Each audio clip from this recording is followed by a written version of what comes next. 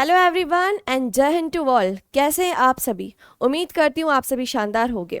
आज से पहले वीडियो आया था नाउन का, जिसमें हमने important previous year questions discuss कर रहे थे। वहाँ पे स्टूडेंट्स ने कहा था कि मैम एडजेक्टिव की क्लास लेके आई जाए, तो आप लोगों की डिमांड पर ही हमने अब एडजेक्टिव टॉपिक भी आप लोगों के लिए बना लिया है, जिसमें हम लोग प्रीवियस ईयर क्वेश्चंस डिस्कस करेंगे कि एडजेक्टिव पे बेस्ड एग्जामिनर किस किस टाइप के क्वेश्चंस आपसे पूछता है।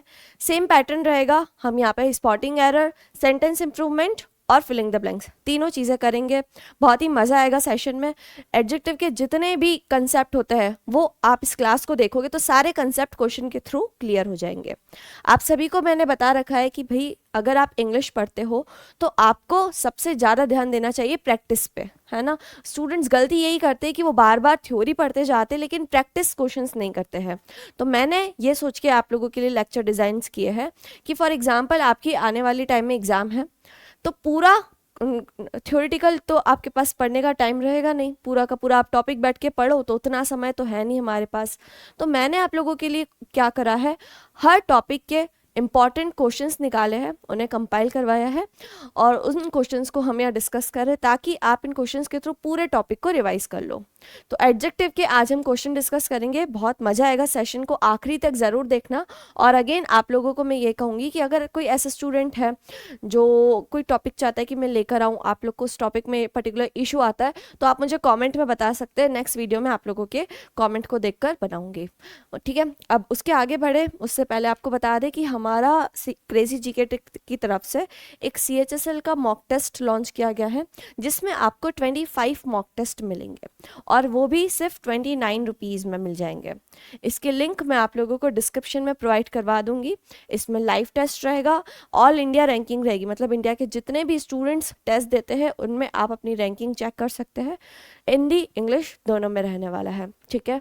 तो आप इसे बिल्कुल परचेस कर सकते हैं अगर आप लोग CHSL एग्जाम की तैयारी कर रहे हो तो, ठीक है। आगे बढ़ते हैं। स्पॉटिंग एरर्स के डायरेक्शंस गिवन है, एक बार आप इसे शॉर्ट में पढ़ लीजिए, फिर उसके बाद स्क्रीन पे क्वेश्चन आएगा। कोशिश करना कि क्वेश्चन को पहले आप खुद से अटेम्प्ट करो, उसके बाद एक्सप्लेनेशन पार्ट देखना, ठीक है जी। चले, तो क्वेश्चन नंबर 1 आप लोगों की स्क्रीन पर है। क्वेश्चन नंबर 1 आप लोगों की स्क्रीन पर है, सॉल्व करने की कोशिश कीजिए सर। देखो लिखा है, everybody knows that Sonu Nigam is the most unique singer of this industry. अब हम एडजेक्टिव के क्वेश्चन करें तो बट ऑब्वियस हमारा ध्यान एडजेक्टिव पे ही जाएगा। अभी हम मिक्स एरर की क्वेश्चन की प्रैक्टिस नहीं कर रहे हैं। मैंने एक प्लेलिस्ट बनवा रखी है, आप लोगों को क्रेजी जी के ट्रिक पर ही मिल जाएगी। वो भी उस प्लेलिस्ट में मैंने स्पॉटिंग एरर्स के भी 5 से 6 सेशन ले रखे। आप उन प्लेलिस्ट को जरूर रेफर कीजिएगा। उसमें मैंने आपको सिखाया कि जब मिक्सड क्वेश्चन आते हैं तो उनको सॉल्व करने का अप्रोच क्या होता है, किस तरीके से आपको मिक्स एरर के क्वेश्चन सॉल्व करने होते हैं। अभी तो हम एडजेक्टिव कर रहे हैं तो बट ऑब्वियस हमारा ध्यान पूरा एडजेक्टिव पे ही जाएगा, है ना। तो क्वेश्चन देख लेते हैं। यहाँ पे लिखा है, सब जानते हैं कि सोनू निगम जो है वो यूनिक सिंगर है इंडस्ट्री का। आपने एडजेक्टिव टॉपिक डिटेल में पढ़ रखा है तो आपको ये चीज़ पता होगी कि कुछ एडजेक्टिव ऐसे होते हैं जिनको आप मोर मोस्ट लगा के ग्रेडिंग नहीं दे सकते हो। जैसे मैं बोलूँ शी इज़ अ ब्यूटीफुल, अब मुझे इसको बताना है कि she is a more beautiful, तो मैं मोर वर्ड यूज़ करके उसको ग्रेडिंग दे सकती हूँ। मोस्ट ब्यूटीफुल बोल सकती हूँ, लीस्ट ब्यूटीफुल बोल सकती हूँ। लेकिन कुछ एडजेक्टिव ऐसे होते हैं जिनके पहले आप ये वर्ड्स यूज नहीं करते हो, तो उन्हीं कैटेगरी का एक वर्ड है क्या, यूनिक, ठीक है। यूनिक एक ऐसा वर्ड है जिसके पहले आप मोर मोस्ट नहीं लगाते हो, तो आप लोगों को ध्यान रखना है इस चीज को।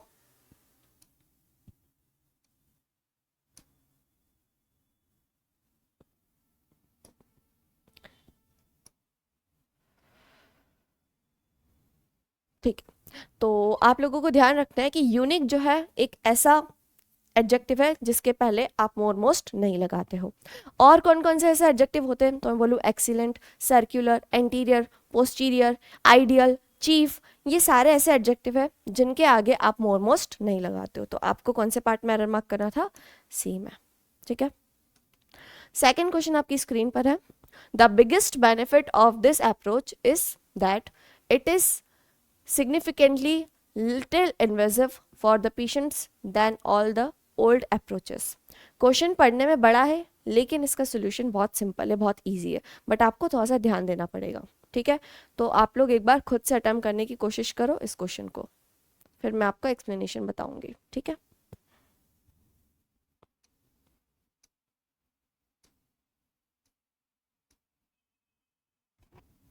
देखो फर्स्ट पार्ट में लिखा है the biggest benefit of this approach, इस पार्ट में कोई एरर नहीं है। इज दैट, बेनिफिट सिंगुलर था तो इसलिए हमने इज लगाया। It is significantly little invasive for the patients than all the approaches. अब देखो यहाँ पर इन्होंने एक वर्ड यूज करा है THAN, देन। हमेशा हम देन यूज करते हैं जब भी हम कंपैरिजन बताते हैं, कंपैरेटिव, है, जैसे हम बोलते हैं he is taller than me, है ना, तो देन हम यूज करते हैं जब भी कंपैरेटिव डिग्री की बात होती है। तो यहाँ पर हमें कोई ऐसा एडजेक्टिव यूज करना था जो क्या हो, कंपैरेटिव हो, लेकिन इन्होंने तो यूज कर लिया लिटिल। अब लिटिल का कंपैरेटिव क्या होगा, लेस, ठीक है। तो करेक्ट आपका हो जाएगा part the biggest benefit of this approach is that it is significantly less invasive for the patients than all the old approaches. Part B में आपको एरर मार्क करना था, लिटिल की जगह आपको क्या लगाना था, लेस लगाना था, ठीक है जी। अच्छा क्वेश्चन था ये भी बहुत बढ़िया क्वेश्चन है, काफ़ी सारी एग्जाम में पूछा गया है, CDS, FCAT, NDS सारी एग्जाम्स में पूछा गया है, बैंकिंग एग्जाम में भी इवन ये क्वेश्चन पूछा गया है, बैंक PO में लिखा है it is a fact that John F Kennedy was the first politician of his time. First politician of his time. आप लोगों ने एडजेक्टिव टॉपिक पढ़ा है तो आप लोगों ने पढ़ा होगा कि कुछ एडजेक्टिव ऐसे होते हैं जिनका आप ना तो कंपैरेटिव बना सकते हो ना सुपरलेटिव बना सकते हो, है ना। तो अब उसी कैटेगरी में से एक वर्ड क्या है, फर्स्ट। अब यहाँ पे आपको फर्स्ट पॉलिटिशियन, इस सेंटेंस का कॉन्टेक्स्ट क्या जा रहा है उस पर ध्यान दो। यहाँ पे लिखा गया जॉन F Kennedy थे, वो अपने टाइम के क्या थे, फोरमोस्ट पॉलिटिशियन थे। फोरमोस्ट मतलब प्रोमिनेंट कह सकते हो, बहुत ही अच्छे पॉलिटिशियन थे। तो यहाँ पर हमें उनकी पोजीशन नहीं बतानी थी, हमें बताना था वो अपने टाइम के बहुत ही कैसे पॉलिटिशियन थे, फेमस, प्रोमिनेंट, प्रमुख, खास बोल सकते हो, वैसे पॉलिटिशियन थे। तो फर्स्ट की रिक्वायरमेंट नहीं थी, हमें यहाँ पे क्या वर्ड यूज करना था, फॉरमोस्ट यूज करना था, ठीक है। आई होप आपको ये क्वेश्चन समझ में आया होगा, बहुत इंपॉर्टेंट क्वेश्चन है। Everyone was surprised to note that Ram married a girl who was more beautiful and more tall than he. Again, very important concept of adjective. देखो एवरीवन के साथ हम वॉज यूज करते, बात सही है। सरप्राइज के साथ फिक्स प्रपोजिशन टू आती है। That Ram married a girl, Ram ने शादी की गर्ल से, जो हु यूज हुआ है रिलेटिव प्रोनाउन गर्ल के लिए, करेक्ट है। More beautiful and more tall. अब सभी को पता है ब्यूटीफुल को आप ग्रेडिंग नहीं दे सकते हो, ब्यूटीफुल का आप ग्रेडिंग दे सकते हो मोर मोस्ट लगा के, लेकिन टॉल का आपको सुपरलेटिव कंपैरेटिव बनाना है तो आप ER EST लगाओगे, जैसे टॉलर टॉलेस्ट होता है ना। तो यहाँ पे आपको मोर टॉल नहीं करना था, इट शुड बी टॉलर, और देन ही होगा, है ना। आप सभी को पता होगा जब भी हम कंपैरिजन करते तो सब्जेक्टिव केस का कंपैरिजन सब्जेक्टिव केस से होता है। तो करेक्ट हो जाएगा who was more beautiful and taller than he. Part C में आप लोगों का एरर था। Few friends that I made during my Canada visit are still in my touch. अब आप लोग जब एडजेक्टिव पढ़ते हो तो एक बहुत बढ़िया कंसेप्ट आता है जिसमें आप पढ़ते हो फ्यू, अ फ्यू और द फ्यू। तो उसी पे बेस्ड ये क्वेश्चन भी है आप लोगों का। दूसरा होता है लिटिल, अ लिटिल और द लिटिल। मैं ऐसा मान के चल रही हूँ कि भैया आपको इनके बीच में डिफरेंस क्लियर होगा। डिटेल में सारी चीज़ें नहीं बता रही हूँ, डिटेल में अगर आपको करना है तो फिर आप मेरा कोर्स परचेस कर सकते हो, उसमें मैंने आपको सारे टॉपिक पूरे डिटेल में पढ़ा रखे हैं, है ना। देखो अब यहाँ पे बात हो रही है, जितने भी फ्रेंड्स मैंने अपनी कनाडा विजिट के टाइम बनाए थे वो मेरे साथ टच में है, अभी तक मेरी उनसे बातचीत होती रहती है। तो यहाँ पर आपको बताना था जितने फ्रेंड बनाए थे वो सारे के सारे, है ना। तो यहाँ पे फ्यू यूज नहीं होगा, क्योंकि फ्यू आप यूज करते हो जब नेगेटिव बात होती है, जब आपका सेंटेंस का टोन नेगेटिव जाता है तब आप यूज करते हो फ्यू। यहाँ पे आपको बताना था जितने दोस्त थे वो सारे के सारे कंप्लीट, है ना।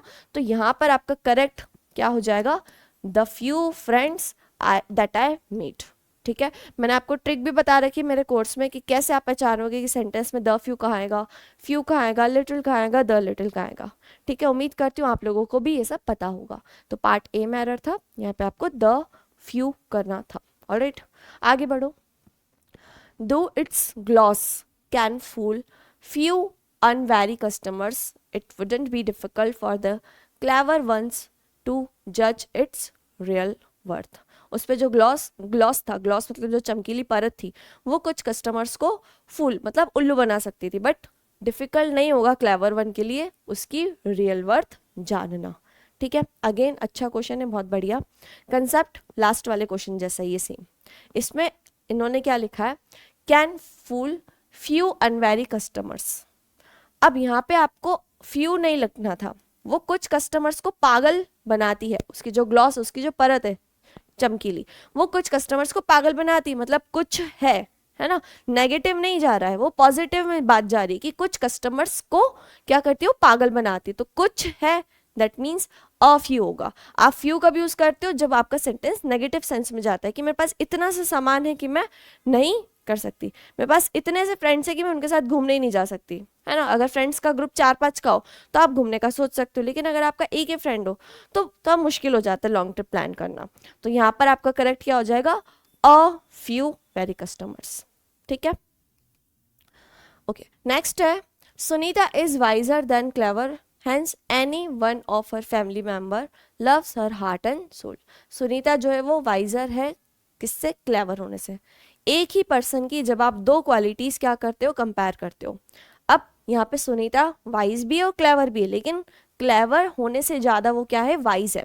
तो जब भी आप एक पर्सन की दो क्वालिटी डिस्क्राइब करते हो तो वहां पे आप कैसे एडजेक्टिव बिठाओगे, Sunita is more wise than clever.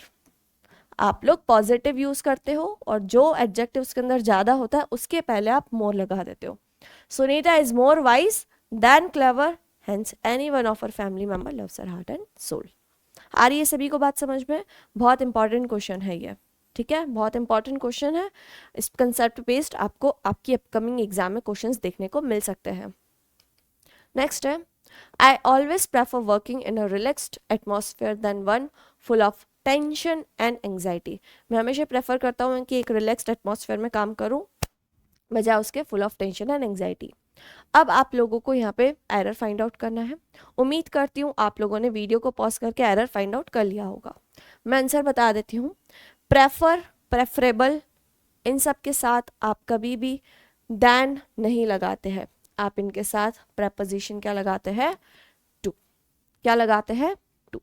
तो आपको यहाँ पे देन को काट के टू करना था, बाकी सेंटेंस आपका करेक्ट है ग्रामेटिकली।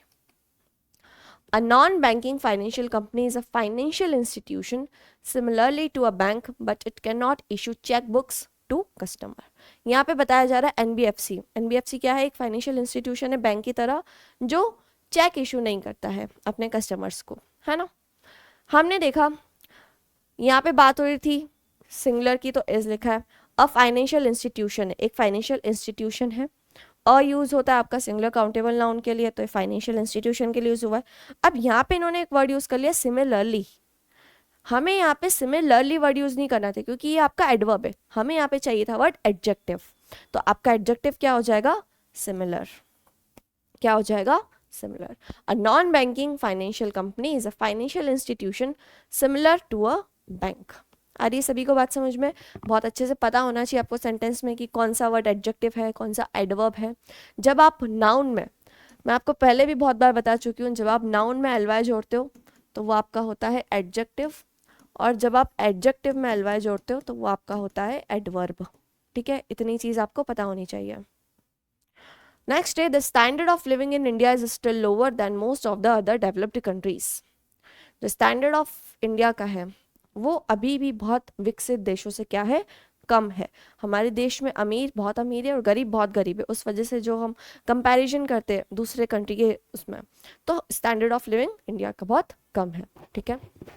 अब एक बात बताओ, जब भी आप एडजेक्टिव में कंपैरिजन बिठाते हो तो सेम चीज़ों का बिठाते हो, ऐसा तो नहीं कि किसी के बालों का कंपैरिजन आप किसी के पैरों से कर रहे हो, ये तो फिजूल की बात हो जाएगी। तो यहाँ पे वो लोग वही चीज़ कर रहे हैं, यहाँ पे स्टैंडर्ड ऑफ लिविंग को वो कंपेयर कर रहे हैं अदर डेवलप्ड कंट्रीज से। हमको अदर डेवलप्ड कंट्रीज से नहीं, अदर डेवलप्ड कंट्रीज के स्टैंडर्ड ऑफ लिविंग से कंपैरिजन बिठाना था, है ना। तो यहाँ पे ये वाला पार्ट तो सही है, the standard of living in India is still lower than most of, नहीं, देन दैट ऑफ। यहाँ पे आप क्या लगाओगे, देन दैट ऑफ। ये अलग कंसेप्ट आप लोगों ने एडजेक्टिव की क्लास में पढ़ रखा है कि हम दैट ऑफ या तो फिर प्लूरल होता है तो दोज ऑफ लगाते हैं, हम बार बार नाउन का रिपीटिशन नहीं करते, तभी हम प्रोनाउन का यूज करते हैं। तो इसलिए हमने यहाँ पे प्रोनाउन दैट ऑफ का यूज कर लिया, बाकी पार्ट आपका सही है। Standard of living in India is still lower than that of most of the other developed countries. तो पार्ट सी में आपको एरर मार्क करनी थी। क्वेश्चन दिखने में बड़ा है लेकिन ध्यान से देखोगे तो सही आंसर लगा पाओगे, ठीक है। लास्ट में नो एरर है ना। लिखा है following the rules of the government the price of the subsidised LPG gas cylinders remain lowest than the market price. Question पढ़ने से ही एरर समझ में आ रहा है। यहाँ पे इन्होंने यूज करा है कंपैरेटिव का देन। जब आप देन यूज करते हो तो उसके पहले क्या सुपरलेटिव एडजेक्टिव यूज करते हो क्या? बिल्कुल भी नहीं। आपको कंपैरेटिव यूज करना था तो लोवेस्ट का कंपैरेटिव क्या हो जाएगा? लोअर हो जाएगा। पार्ट सी में एरर मार्क करना था लोअर देन, बाकी आपका सेंटेंस पूरा करेक्ट है, ठीक है जी। आगे बढ़ते हैं। The militants entered the palace from the utmost gate with guns hidden in their clothes. जो मिलिटेंट्स थे वो गेट के अटमोस्ट गेट से है, उनके कपड़ों में क्या छुपी हुई थी? गन छुपी हुई थी। अच्छा क्वेश्चन है अगेन, देखो मिलिटेंट्स एंटर्ड द पैलेस, यहाँ तक कोई एरर नहीं है। फ्रॉम द अटमोस्ट गेट, सबसे बाहर वाले गेट से वो लोग एंटर किए, तो अटमोस्ट नहीं होता है, इट इज आउटर मोस्ट। क्या होगा करेक्ट? आउटर मोस्ट होगा करेक्ट आंसर। सबसे बाहर वाले गेट से वो लोग अंदर घुसे, ठीक है। तो अटमोस्ट को काट के आपको क्या लगाना रहेगा? Outer most. Don't worry there is less time for the train to arrive. Tension की बात नहीं है, अभी कम, there is less time for the train to arrive. अब देखो यहाँ पर लेस नहीं होगा, टाइम अनकाउंटेबल है, इसके लिए हम यहाँ पे क्या लगा देंगे? लिटिल। लिटिल, लेस, ये सब भले अनकाउंटेबल के लिए यूज होते हैं, लेकिन लेस हम कंपैरेटिव डिग्री में यूज करते हैं। हमें यहाँ पे बताना था कि टाइम जो है वो कम है, तो करेक्ट आंसर आपका हो जाएगा part B, there is little time for the train to arrive, ठीक है। नेक्स्ट क्वेश्चन देखो। The two first chapters of the book are very interesting, the remaining ones are boring, ठीक है। द टू फर्स्ट चैप्टर पढ़ने में अजीब लग रहा है कि नहीं? आप लोगों ने पढ़ा होगा, अगर इंग्लिश थोड़ी बहुत भी आप लोग पढ़ते हो, ऑल्दो मैं तो सभी स्टूडेंट्स को यही रेकमेंड करती हूँ कि डेली इंग्लिश रीडिंग किया करो, चाहे 15 मिनट करो, 20 मिनट करो, पेपर से पढ़ो, नॉवेल से पढ़ो, मैगजीन से पढ़ो, मैटर नहीं करता है, लेकिन पढ़ो। आपको रीडिंग स्किल्स अपने अंदर इनकलकेट करनी चाहिए, तभी आप लोग एग्जाम में अच्छे से रीडिंग कंप्रीहेंशन कर पाओगे। आप लोग ग्रामर पढ़ लेते हो, वोकैबलरी कर लेते हो, लेकिन बच्चे कहाँ फंसते? रीडिंग कॉम्प्रिहेंशन में। तो आपको रीडिंग कॉम्प्रिहेंशन अपना अच्छा करना है, तो उसके लिए डेली कम से कम 20 से आधा घंटा पेपर पढ़ो, धीरे धीरे अपने अंदर स्किल्स डेवलप करो, अभी टाइम है, आप लोग कर सकते हो, ठीक है। कुछ भी पॉसिबल है, बट उसके लिए आपको अपना मन पक्का करना पड़ेगा। अब क्वेश्चन यहाँ पे क्या कह रहा है? द फर्स्ट 2 चैप्टर्स होगा। जब भी आपके पास 2 एडजेक्टिव होते हैं, एक ऑर्डिनल होता है, एक कार्डिनल। आप सभी को पता होगा ऑर्डिनल नंबर्स वो होते हैं जो क्या बताते हैं? ऑर्डर बताते हैं। जैसे first, second, third, fourth, fifth, ये सब क्या है? ऑर्डिनल एडजेक्टिव्स है। कार्डिनल 1 2 3 4, ठीक है। तो जो फर्स्ट, सेकंड, थर्ड, फोर्थ होता है ना, उसको हम पहले लिखते हैं, बाद में कार्डिनल को लिखते हैं, ओसी। आप इस तरीके से याद कर सकते हो। तो फर्स्ट 2 चैप्टर आपका करेक्ट आंसर होगा, ठीक है। I don't like Neha is as wiser as Sonali, so she is not competent for this job. मुझे नहीं लगता है कि नेहा उतनी वाइज है सोनाली जितनी, तो वो इस जॉब के लिए कॉम्पिटेंट नहीं है, उपयुक्त नहीं है। अब अच्छा क्वेश्चन है, जब भी आप एज और एस के थ्रू कंपैरिजन बताते हो, तो बीच में हमेशा पॉजिटिव डिग्री का एडजेक्टिव आपको यूज करना होता है। तो आपको एज वाइजर एज नहीं करना है, क्या यूज करना है? Age wise S Sonali. क्या यूज करना है? एज वाइज एस सोनाली, ठीक है। सारे लोग क्वेश्चंस देख रहे हो, एक्सप्लेनेशन पार्ट से पहले खुद का दिमाग लगाओ, ठीक है। पहले आप लोग खुद से सोचो, फिर आंसर बताओ। His strictly discipline has made him very unpopular among all the employees. उसका जो डिसिप्लिन था बहुत ज़्यादा स्ट्रिक्टली था, इसलिए वो अपने एम्प्लॉयज़ के बीच में क्या हो गया? अनपॉपुलर हो गया, ठीक है। मैं पूछूं डिसिप्लिन पार्ट ऑफ स्पीच में क्या है, तो आप कहेंगे मैडम नाउन है। नाउन को क्वालिफाई करने के लिए आपको यहाँ चाहिए था एडजेक्टिव। स्ट्रिक्टली, ये तो हो गया एडवर्ब, स्ट्रिक्टली हो गया आपका एडवर्ब। आपको क्या चाहिए था? एडजेक्टिव। तो स्ट्रिक्ट आपका क्या हो जाएगा? एडजेक्टिव।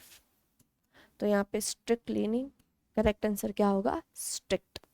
आ रही है सभी को बात समझ में? उम्मीद करती हूँ क्वेश्चन समझ में आया होगा। आगे बढ़ते हैं।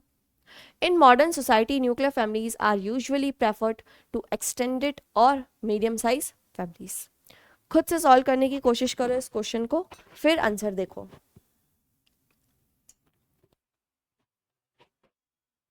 लिखा है nuclear families are usually preferred to, prefer के साथ टू आता है, बिल्कुल करेक्ट है, टू एक्सटेंडेड और मीडियम साइज। इधर लिखा है एक्सटेंडेड, ये आपका एडजेक्टिव है, तो यहाँ पर भी आपका एडजेक्टिव चाहिए था, इन्होंने यूज कर लिया साइज, तो करेक्ट आंसर आपका होगा मीडियम साइज्ड फैमिलीज। फैमिलीज है आपका नाउन, इस नाउन को क्वालिफाई करने के लिए आपको चाहिए था आगे एडजेक्टिव, तो आप पार्ट सी में एरर मार्क करेंगे, करेक्ट होगा मीडियम साइज्ड फैमिलीज। ठीक है, नेक्स्ट देखो, it is all the more better for you to take the examination than to withdraw your form.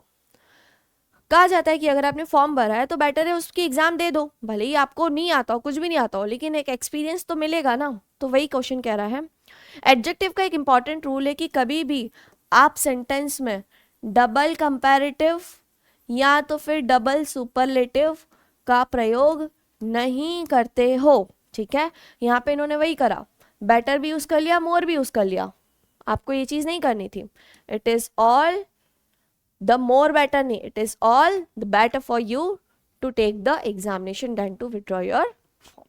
ठीक है, याद रखना एक ही सेंटेंस में आप दो कंपैरेटिव दो सुपरलेटिव साथ में यूज नहीं करते हो। नेक्स्ट है, little money that he was left with after purchasing the plot of land was not sufficient for raising the building on it। जो उसके पास पैसा बचा होता थोड़ा लैंड में इन्वेस्ट करने के बाद, वो उतना सफिशिएंट नहीं कि अब वो उसके ऊपर बिल्डिंग बनाने लगे। तो वही कंसेप्ट जो आपको मैंने स्टार्टिंग में बताया था क्वेश्चन नंबर 2 में, जितना पैसा है वो सारा का सारा, तो यहाँ पे लिटिल नहीं, द लिटिल, जितना पैसा है वो सारा का सारा।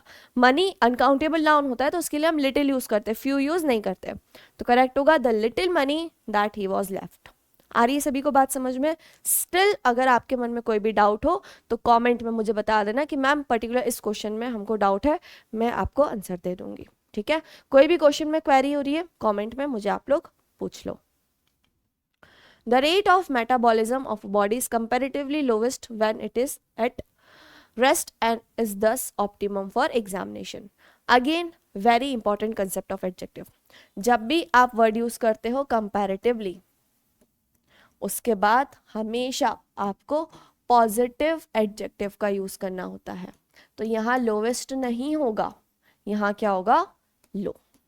क्या होगा? लो। पार्ट ए में आपको एरर मार्क करना था, कंपैरेटिवली लो होता है। कंपैरेटिव बेटर भी यूज नहीं होता है, कंपैरेटिव के साथ हमेशा आप पॉजिटिव एडवर्ब एडजेक्टिव यूज करते हो। ठीक है स्टूडेंट्स, चलिए नेक्स्ट देखिए, he is as good if not better than his brother. वो अच्छा तो है लेकिन अपने भाई से ज्यादा अच्छा नहीं है ना। तो यहाँ पे उसके भाई का कंपैरिजन हम उससे कर रहे हैं, तो याद रखिएगा एज और एज का कंपैरिजन होता है, बीच में पॉजिटिव डिग्री आती है। तो यहाँ पे एज के बाद गुड लिखा है जो कि करेक्ट है, लेकिन जो बाद वाला एज है वो गायब हो गया है, तो आपको पार्ट ए में एरर मार्क करना था, एज गुड एज करना था। बाकी आपके पार्ट में कोई भी दिक्कत नहीं है। मैंने यूट्यूब पर क्रेजी जी के ट्रिक पर प्लेलिस्ट बना रखी है, उसमें आप जब इंग्लिश ग्रामर सर्च करोगे ना तो वहाँ पे आपको दिख जाएगा, मैंने spotting error, sentence improvement, filling the blanks, PQRS, cloze test, सब कुछ इंग्लिश का पूरा कोर्स है ना वो पढ़ा रखा है। ठीक है, ये अभी हम सब टॉपिक वाइज पढ़ रहे हैं। ठीक है, अगर स्टिल आप में से कोई ऐसा स्टूडेंट है जिसने इंग्लिश पढ़ा ही नहीं है स्टार्टिंग से लेके, तो मैं आपको अपने कोर्स के बारे में बता दूं, इंग्लिश फाउंडेशन कोर्स है जिसके लिंक आपको डिस्क्रिप्शन में मिल जाएगी। इस कोर्स में मैंने आपको पूरा ग्रामर पढ़ा रखा है, वोकैबलरी में सारी चीज़ें कवर करा रखी है, इवन RC में cloze test, PQRS, previous year question के सब कुछ कवर करवा रखा है। इसके वीडियो लेक्चर्स आपको मिल जाएंगे, कोई भी टॉपिक में डाउट है आप इस वीडियो लेक्चर को रिपीट मोड पे भी देख सकते हो, स्पीड बढ़ाकर देख सकते हो। एग्जाम पास में आ रही है, नोट्स बनाने का टाइम नहीं है तो PDF नोट्स भी अवेलेबल है और साथ ही साथ मॉक टेस्ट भी है, लिंक डिस्क्रिप्शन में। बट सबसे इंपॉर्टेंट बात यह है कि अभी ये कोर्स की प्राइस चल रही है सिर्फ 99, तो आप अभी के अभी एनरोल कर लीजिए अगर आपने इंग्लिश नहीं पढ़ रखा है। 1 साल की वैलिडिटी रहेगी, आप आराम से इस कोर्स को देख सकते हो 1 साल में जितनी बार चाहे, और प्राइस बहुत ही मिनिमम है। इसके अलावा एक हमारा वोकैबलरी का ई-बुक भी है। इस वोकैबलरी की ई-बुक में हमने आपको थीम बेस्ड पढ़ा रखा है, थीम बेस्ड वोकैबलरी पढ़ा रखी है, जैसे लेजी और स्लो लिखा है। लेजी से रिलेटेड जितने भी इंग्लिश के वर्ड्स होते हैं इंपॉर्टेंट एग्जाम में आते हैं वो सब हमने कवर करा रखे हैं। सबके वीडियो लेक्चर्स भी है और साथ ही साथ PDF भी है। आपको एंड टाइम पे रिवीजन करने के लिए सारी चीज़ें मिल जाएगी इसमें, सारे वर्ड्स के सिनोनिम्स है, एंटोनिम्स है और मेन चीज़ पिक्चर वाइज है। और एग्जाम्पल के वर्ड्स भी है, तो आप आराम से पूरा वोकेबलरी यहाँ से कवर कर सकते हो। इसकी प्राइस 29 है, इसकी लिंक भी डिस्क्रिप्शन में दे देंगे। सिर्फ 29 में आपका पूरा वोकेबलरी मिल रहा है आपको, तो सोच लो कितनी अच्छी चीज़ है। आगे बढ़ते हैं, स्पॉटिंग एरर कर लिया, अब हम सेंटेंस इंप्रूवमेंट देख रहे हैं। ठीक है, सेंटेंस इंप्रूवमेंट इजी होता है क्योंकि आपके पास ऑप्शंस रहते, तो थोड़ा सा हम जल्दी करेंगे। ऑलराइट, लिखा है the performance of Ram was inferior than Hari. आप सभी को पता है सुपीरियर, इन्फीरियर, पोस्टीरियर, एक्सटीरियर, इनके बाद आप कभी भी दैन का यूज नहीं करते हैं, आप क्या यूज करते हैं, टू का प्रयोग करते हैं। तो आपका करेक्ट आंसर हो गया ऑप्शन नंबर ए।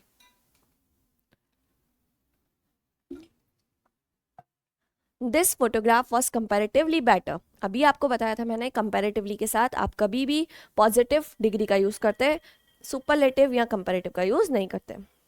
तो यहाँ पे क्या आंसर होगा, was better than, was comparatively good than, this photograph was comparatively good then.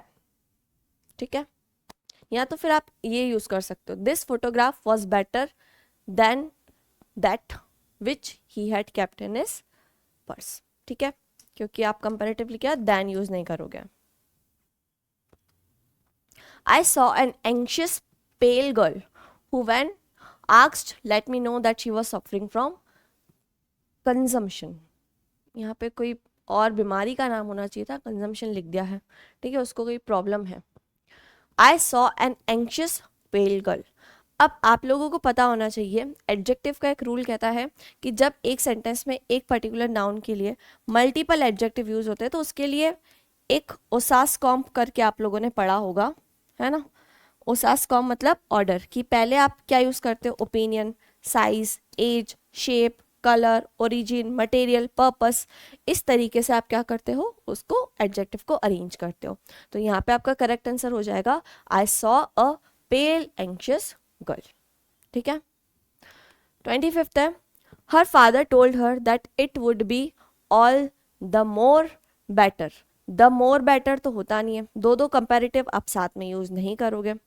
तो देखो भैया क्या यूज होगा, it would be more better लिखा है, हटाओ इसको, it would be all more good, incorrect. आपका करेक्ट आंसर क्या होगा, option number A, it would be much better. Better के पहले आप मच का यूज करते हो। The captain declared that his ship carried no less than 300 passenger. जब उन्होंने लिखा है लेस देन और यहाँ पे बात की जा रही है पैसेंजर्स की, पैसेंजर मैं पूछूं काउंटेबल है कि अनकाउंटेबल है, आप इन्हें काउंट कर सकते हो। तो यहाँ पर आपको लेसर नहीं यूज करना था, लेस नहीं यूज करना था, आपको क्या यूज करना था, फ्यू। फ्यू का कंपैरेटिव क्या होता है, फ्यूअर होता है ना। तो फ्यू का कंपैरेटिव फ्यूअर आपका करेक्ट आंसर होगा। Mister Jaswant Singh is the most diligent and wisest member of parliament. अब यहाँ पे जसवंत के बारे में बताया जा रहा है कि वो मोस्ट डिलिजेंट है और वाइजेस्ट है। देखिए क्या एरर हो सकता है इस क्वेश्चन में,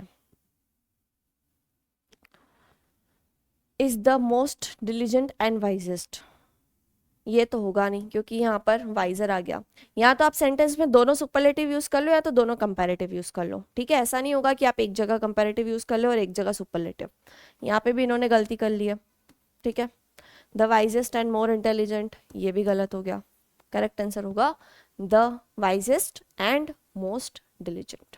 ठीक है, वाइज, वाइजर, वाइजेस्ट आपका ग्रेडेबल एडजेक्टिव है, लेकिन डिलिजेंट में आप ER EST लगा के उसको ग्रेड नहीं कर सकते हो। तो करेक्ट आंसर होगा option D. This shirt is comparatively costlier. अभी आपको बताया था कंपैरेटिव के साथ आप वापस कंपैरेटिव डिग्री यूज नहीं करते हो, है ना। तो करेक्ट आंसर यहाँ पे क्या होगा, दिस शर्ट इज कॉस्टलियर। ठीक है, मोस्ट के साथ ये लोग कॉस्टलियर यूज कर रहे हैं, जो कि गलत है। मोस्ट के साथ आपको हमेशा सुपरलेटिव यूज करना होता है। There is no name more glorious than Sardar Patel in the history of India. इसमें कहा जा रहा है कि सरदार पटेल जो थे अपनी हिस्ट्री में, उनसे ज़्यादा और ग्लोरियस नाम किसी का नहीं है ना। तो करेक्ट आंसर यहाँ पे होगा there is no other name, there is no other name more glorious than Sardar Patel. अब आप क्या कर रहे हो, फॉर एग्जाम्पल यहाँ पे बहुत सारे लोगों की लिस्ट है, उस लिस्ट में एक सरदार पटेल भी है, इस सरदार पटेल को आप बता रहे हो कि उनके जैसा कोई भी नहीं है, तो इस लिस्ट में से सरदार पटेल को तो हटाना पड़ेगा ना अपन को, इसलिए हम यहाँ पे नो अदर वर्ड यूज कर रहे हैं। ठीक है, डिटेल में पढ़ना हो तो कोर्स में चले जाना। कोर्स में मैंने आपको पूरा डिटेल में समझा रखा है कि किस तरीके से हम इस कंसेप्ट को यूज करते हैं। ठीक है, द मोस्ट स्वीटेस्ट, अगेन गलत, स्वीटेस्ट खुद ही एक सुपरलेटिव है, तो आप आगे मोस्ट को यूज कर रहे हो भैया, दो दो सुपरलेटिव यूज थोड़ी करोगे। A vividly picture of the situation, vividly आपका पार्ट ऑफ स्पीच में होता है एडवर्ब, आपको यहाँ पे पिक्चर के लिए चाहिए था एडजेक्टिव, तो विविड आपका करेक्ट क्या होता है, adjective, vivid. You are half taller than he, so you are not eligible for this post, so please try somewhere else. You are half taller than he, you are half taller than he, half much taller, ये तो sentence बिल्कुल गलत है। You are half taller than he, ये दोनों चीज तो बिल्कुल सेम हो गई। You are half taller than he, ये दोनों तो बिल्कुल सही है। You are as tall as he, so you are not eligible for this post, आपका करेक्ट आंसर होगा ऑप्शन नंबर सी। एस और एस के बीच में आपका पॉजिटिव आता है, तो एस टॉल एस, आप उनके जितने टॉल नहीं हो, सो आप इस पोस्ट के लिए एलिजिबल नहीं हो। ठीक है, करेक्ट आंसर होगा option number C. I think your father is the wisest enough, wisest enough, enough के पहले आपको क्या यूज करना है, एडजेक्टिव। ठीक है, इनफ यहाँ पे यूज हो रहा है एडवर्ब की तरह, उसके पहले आपको एडजेक्टिव यूज करना है, तो वो पॉजिटिव डिग्री का होगा। तो करेक्ट सेंटेंस होगा I think your father is the wise enough to take proper decision for your career. ठीक है, याद रखना इनफ जब भी एडजेक्टिव के लिए यूज होता है तो वो उसके बाद में यूज होता है। ठीक है, आगे देखो, everybody present here knows it very well that this man is enough capable, enough capable नहीं, केपेबल इनफ। हमेशा इनफ जो है अगर वो एडवर्ब की तरह होता है तो वो एडजेक्टिव के बाद लगता है ना, तो केपेबल एडजेक्टिव था, उसको क्वालिफाई करने के लिए क्या यूज हुआ है, यहाँ पे इनफ यूज हुआ है। Seema must have read the 10 first, 10 first नहीं, अभी आपको मैंने बताया था पहले हम ऑर्डिनल लगाते फिर कार्डिनल लगाते, तो करेक्ट हो जाएगा first 10 chapters of this book. Mohan has a lots of money, Mohan has a lots of money नहीं होगा, Mohan has a lot of money, क्या होगा, has a lot of money. Lots तो भैया काउंटेबल के लिए लगाते हो ना, मनी आपका अनकाउंटेबल है तो उसके लिए लॉट्स थोड़ी लगा दोगे। There are much students, much use होता है अनकाउंटेबल के लिए, सभी को पता होगा, मच यूज होता है अनकाउंटेबल के लिए, आपको यहाँ पे मच नहीं मैनी यूज करना था, तो करेक्ट होगा answer option number B. If you have a way with words, a good sense of design and administration ability, you may enjoy working in the high pressure. Okay. Of design and administration ability.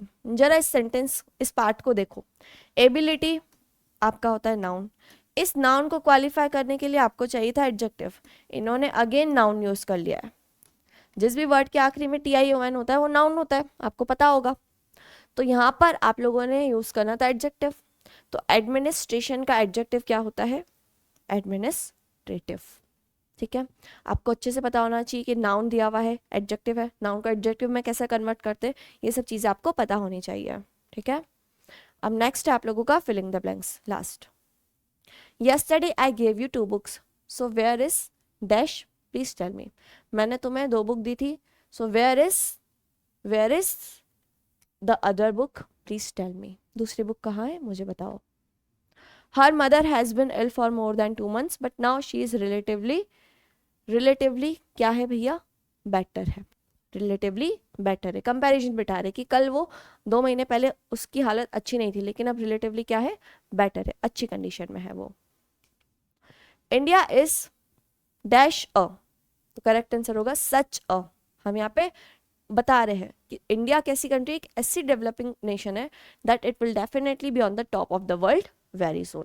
अभी आपको पता ही होगा 3rd largest economy बनने ही वाली है बहुत जल्दी, बहुत ही जल्दी आने वाले टाइम में टॉप भी बन जाएगी, है ना, तो करेक्ट आंसर होगा सच अ।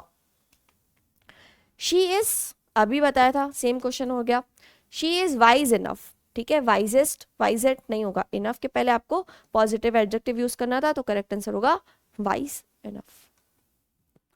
ही attacked dash, he attacked how, तो हाउ का जवाब देता है एडवर्ब। अब यहाँ पे हमें चाहिए था एडवर्ब। एडवर्ब क्या होता है, मैं पूछूं कोवार्ड क्या है, कोवार्ड आपका है नाउन। जब आपने इसमें जोड़ दिया क्या, जब आपने इसमें जोड़ दिया ly तो ये बन गया एडजेक्टिव। अब हमें तो चाहिए एडवर्ब, तो एडवर्ब होता है इन अ कोवार्डली मैनर, ठीक है। A few days ago I came to know that she is the most intelligent girl amongst us, the most, ठीक है। कंपैरेटिव यूज नहीं करेंगे क्योंकि आगे दैन यूज नहीं हुआ है, तो मोर आएगा नहीं। Prachi is the dash of the two girls, दो गर्ल्स की बात हो रही, दैट मीन्स कंपैरिजन होगा, तो Prachi is the better of the two girls, ठीक है।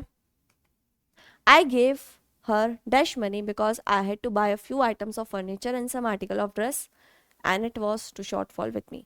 यहाँ पे देखो वो कुछ पैसे तो उसको दे रही है ना, ऐसा तो है नहीं कि उसने पैसे देने से पूरा ही मना कर दिया कि मेरे पास तो पैसे ही नहीं है, कुछ पैसे तो दे रही है, तो क्या होगा, आई gave her a little money, जिससे उसका भी काम बन जाए, है ना। तो अ लिटिल पॉजिटिव सेंस में उसने उसको कुछ पैसा तो दिया है, तो अ लिटिल करेक्ट होगा।